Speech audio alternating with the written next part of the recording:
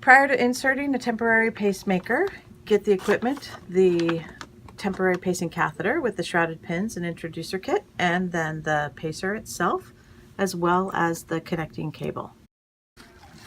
All right, so unwrapping the kit, we've got all this stuff in there, and of course this is going to be sterile and the physician's going to be doing it. And in the kit you have the pacing wire with the shrouded pins, and then drapes, and then the equipment here. The physician will be doing these steps, but so that we know what they are, first thing is to, again, this is sterilely, is to test the balloon.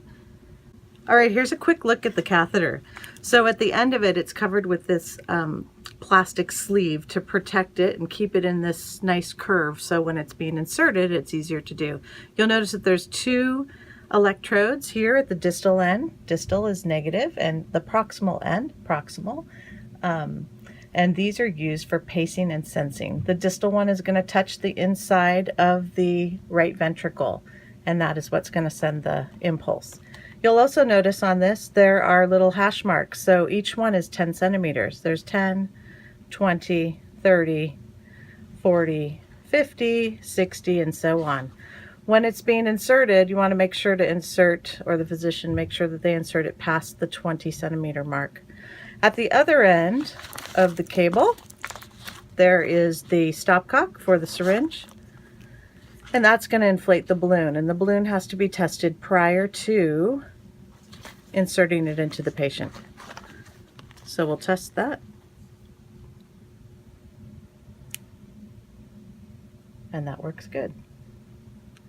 This syringe is set with a pre-volume, so you can't inject any more air in that. You wouldn't want to, so that you don't pop that balloon.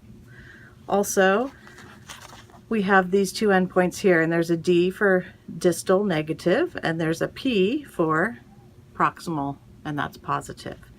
And we'll stick the shrouded pins that also come in the pack in those in a minute. The introducer part is here, and it has a sleeve over it as well. And then this is going to go into here to make insertion easier there. This needs to be flushed prior to inserting into the patient.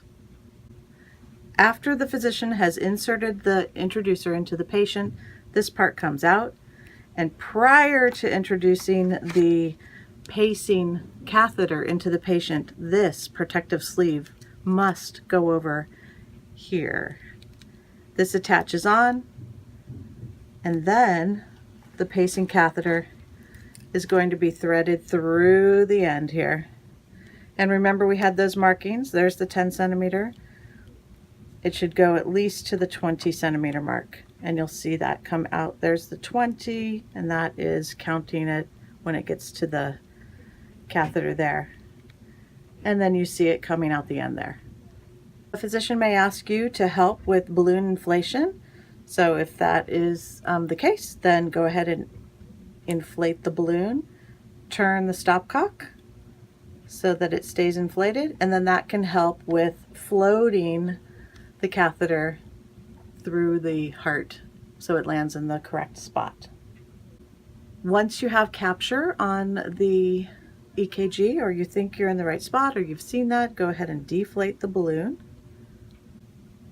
Then the pins that also came in the kit are going to be inserted into the ends here, and you have to push fairly hard in order to get those to stay in there.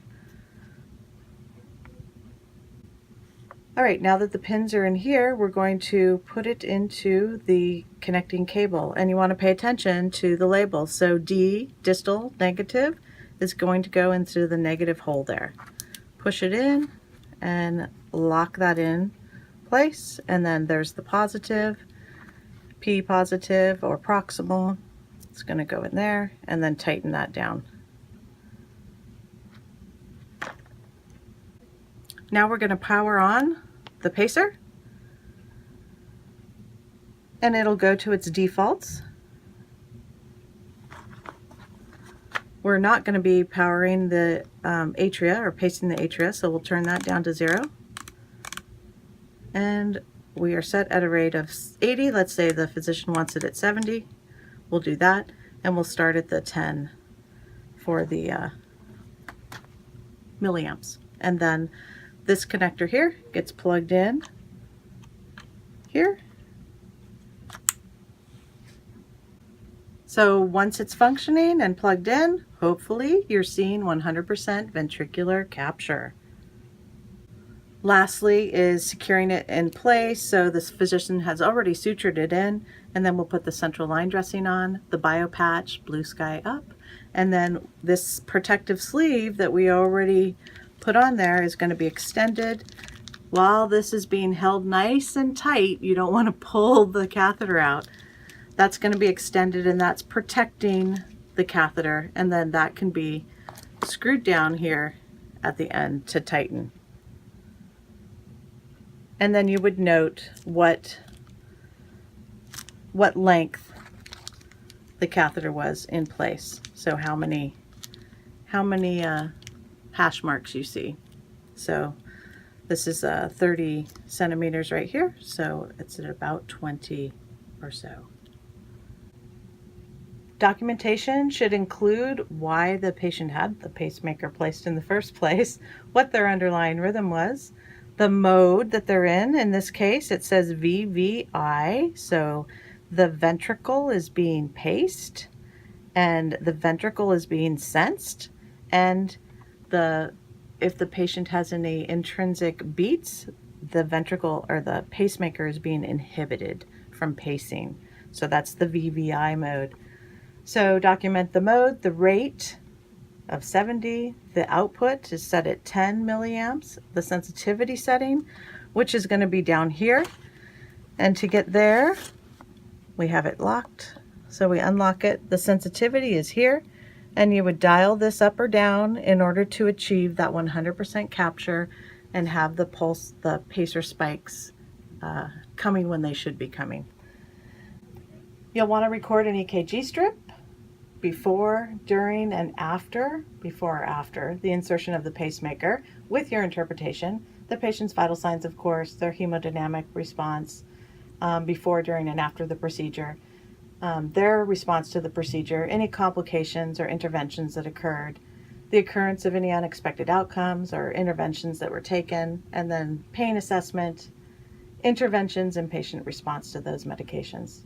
And then adjust to monitoring system to allow detection of paced rhythms.